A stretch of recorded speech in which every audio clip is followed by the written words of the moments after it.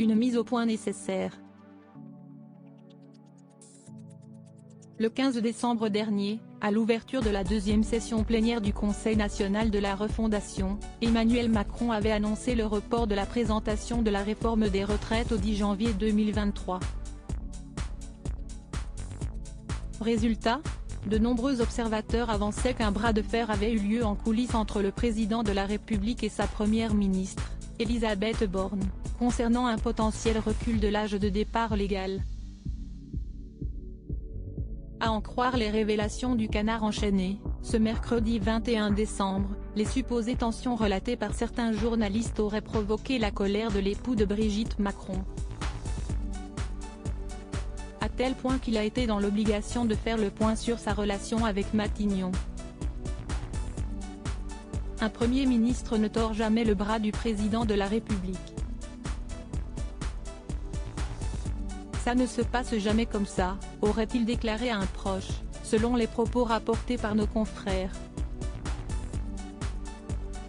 De son côté, Elisabeth Borne a dressé un bilan similaire des liens qui unissent les deux personnalités politiques. Chacun peut inventer une histoire, mais il n'y a pas de bras de fer entre Macron et moi, a-t-elle déclaré devant les journalistes. Et de poursuivre, je ne relate jamais mes conversations en tête-à-tête avec le président de la République. Quand on est à 17, ministre et dirigeant de la majorité, je n'étale pas mes divergences devant eux.